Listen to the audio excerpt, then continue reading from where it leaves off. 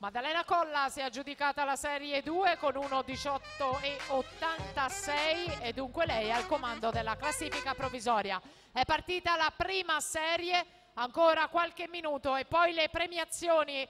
Alessia Cielo, Alessandra De Poli, Elen Giovanelli, Beatrice Sartori, Sara Gusperti, Bruna Pesole, subito al podio per le prime premiazioni.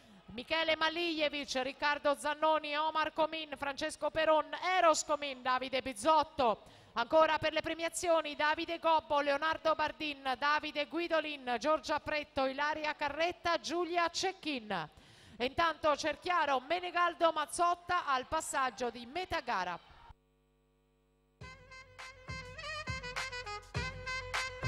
Attenzione, Lucrezia Bissoli è stata squalificata per virata irregolare.